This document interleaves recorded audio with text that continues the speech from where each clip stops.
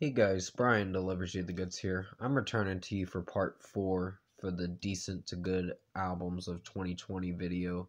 And this is for part 4 of the Decent to Good Albums of 2020 video. So I'm going to continue where I left off on this list, which is a pretty big list. So yeah. And let you know where we left off. So let's start at number 30, where we left off for Katy Perry was Smile. Now I actually enjoyed the song Cry About It Later. I said cried. I'm really sorry. Right, I was actually making this video a moment ago and then I really fucked up on it and I'm like, ah shit, now I gotta redo it because mentioned another album. Sorry for me stuttering. Mentioned another album that I shouldn't have mentioned anytime soon, and I really fucked the video up, and now I have to restart again, which really sucks. But yeah, Cry About It Later was a good song by Katy Perry, and I think the song Smile was pretty good. I really like that one. Never Really Over is not a bad one, but not a perfect one. It's got a good upbeat kind of melody, so I really like that. The chorus breakdown's pretty cool. I wouldn't say a breakdown, but it's cool. And the other tracks, like What Makes a Woman, was not a bad one. I heard the extended version to it, and I like the extended version more than the short version. Uh, but Cry About It Later's got to be one of my favorites. And Daisies is not a bad song, but Smile and Cry About It Later are probably my personal favorites. And yeah. So at number 30, we had Katy Perry with Smile. At number 29, we have Palais Royale with The Bastards. Uh, this is for my list, so for my end of the year list for decent to good albums of 2020. So we are almost to the top 25. We'll be there momentarily. uh, Palais Royale did a pretty solid job on their new album. Little Bastards was a pretty solid song. Massacre, the New American Dream was pretty catchy. Anxiety, I really liked. Tonight is the Night I Die. They've made at least 6 singles. So they've made a bunch of singles. Or 5 music videos, I think. No, 6 music videos. There's Fucking With My Head is another one. And, Nightmares is a pretty good track. Nervous Breakdown I really like.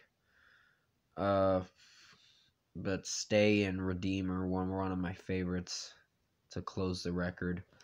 And the bonus track as well. So, yeah, number 29 we had Palais Royale with The Bastards. It's not a bad album. It made it at a good spot on this decent to good albums of 2020 list. But it's not bad. At number 28, we have The Used with Heartwork. Uh, Darkness Bleeds, The Fire or The Flame or whatever it's called.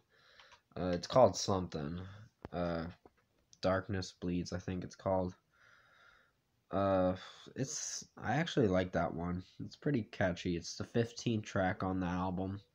Lighthouse was a little irritating to listen to with that chorus that Burt McCracken does. But it's not bad. They did have Jason Allen Butler in one of the songs. I forgot what the song name was. It's been like a little while since I've heard this album. But it was an average album. It wasn't great. It had a few trendy, mainstream kind of songs, but nothing too bad.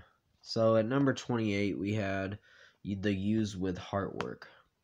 Number 27, we have Selena Gomez with Rare.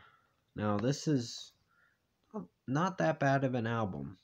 it made it at a pretty solid spot. Look at Her Now, or Look at Me Now, or Look at Her Now, I think it's called. It's one of those. I can't remember what the title of the name was for that song, but it's not a bad one. I think it's called Look at Her Now. And Lose You to Love Me was a pretty solid one. Crowded Room I really did like, and A Sweeter Place is a pretty nice song to end the regular edition to the album. Fun was a little cringy to listen to, with the lyric, "You look like fun." I'm like, not a great lyric. But the album was a little perky, but not bad.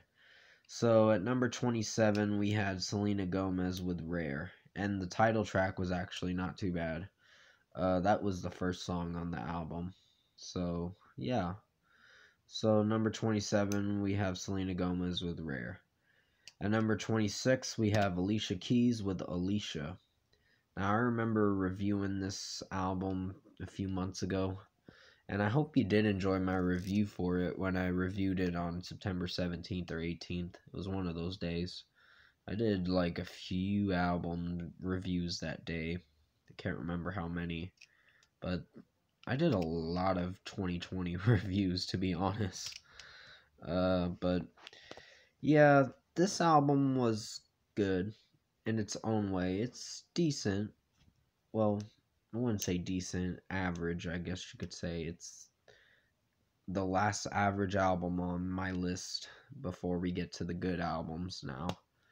But Good Job was a good song. The one that features Khalid in it, I think he's in this album, if I remember correctly. I have to look at the names of the tracks again, because it's been a little while since I've heard this album. But I did enjoy this album. It took a little while to release this album, but I'm glad she released this album. And she didn't do a bad job. It ended up on this decent to good albums of 2020 list, of my list or whatever. So, yeah. At number 26, we had Alicia Keys with Alicia. And at number 25, we have Wallows with Remote EP. And this is a good album. This is the start of the good albums. We're in the top 25 now. Finally. We're almost to the top 20. Wallows did a alright job with their new EP, I guess you could say. I almost said album, so I'm really sorry about that. And sorry about that ding. This phone really does that a lot. Yeah, Virtual Aerobics was one of the kind of cringy songs to listen to. But Coastlines and Wish Me Luck is pretty good. Talk Like That had a pretty catchy hook to it with the chorus, da da da da da da da da da, when you talk like that, or whatever. So it's pretty catchy. I've heard this EP like a bunch of times, but not a bad EP. So at number 25, we had Wallows with Remote EP. There was Nobody Gets Me Like You was alright, but the other songs, Coastlines and Wish Me Luck, are probably my favorites. So yeah, number 25, we had Wallows with Remote EP. Number 24, we have Juicy J with The Hustle Continues. Now, I still have this album on download on my phone, and I gotta say, it's got some good replay value. That What It Is, or That's What It Is, or whatever it's called, pretty catchy. He gets a little repetitive when he says that what it is, or whatever, and how he's singing it, Juicy J. That's the Way It Goes, I think is one of the songs. The hoes gonna be hoes. I'm like, yep, typical Juicy J. Going at it again with that hoes gonna be hoes, hoes gonna be hoes. So yeah. I liked what was that song? Loaded Up. Loaded Up was good. The one with Megan Thee Stallion in it didn't do so bad, but wasn't great. But it did alright. So yeah, Juicy J did a good job on his new album. Not the best, but it's good for what it is. I did review it like a little over 2 weeks ago, and I hope you enjoyed that review. I did the best I could to make it as good as possible. And if you didn't see it, definitely go check it out after you watch this video. So at number 24, we had Juicy J with The Hustle Continues. Number 23, we have Busta Rhymes with Extinction Level Event 2, The Wrath of God. Now, this was like a 22-track album, and damn, it was long. Sorry that my eyes went up like that. Went like that a little bit. I'm really sorry about that, and I kind of looked a little creepy for that moment. I was like, what the fuck did I just do? But yeah, Busta Rhymes did a good job on his new album. Probably not the best. There was a few songs. The song with Mariah Carey in it was actually nice. But the last song was actually Chris Rock was like the narrator in some of the songs, but like talked in some of the songs, and he didn't do so bad being introduced into this album, but still the album was good in its own way. So at number, and his rhymes were pretty lit and all that. But yeah, at number 23 we have Busta Rhymes with Extinction Level Event 2, The Wrath of God. This is gonna have to be the last one I'll talk about, then I gotta close out this video and come at you for part 5. So at number 22 we have Ellie Goulding with Brightest Blue. This one was a good one. It had some good tunes to it. The title track, Brightest Blue, was good. State of Lux, I think Flux, I think it's called. Flux was a pretty good song. The song with Juice WRLD in it was pretty solid. Hate Me, I think it's called. And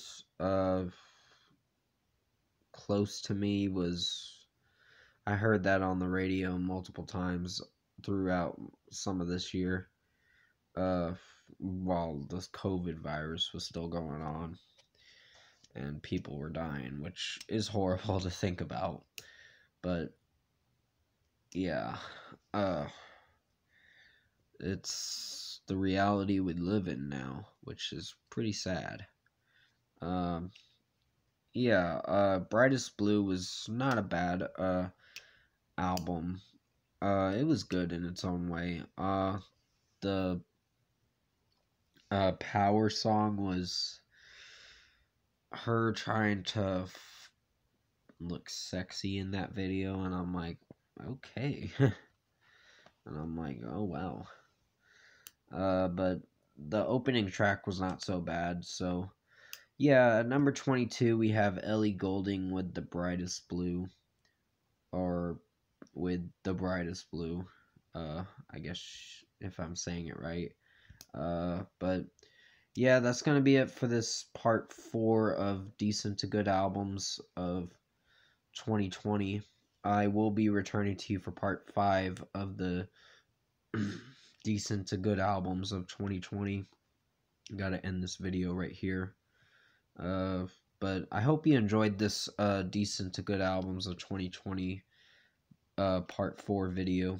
Definitely stay safe, take care, and I'll see you soon in part 5 of Decent to Good Albums. It might take a little bit for me to do it because I gotta charge this phone, but yeah, I'll see you soon in part 5 of Decent to Good Albums of 2020. So definitely tune in for that, and I'll see you in the next video.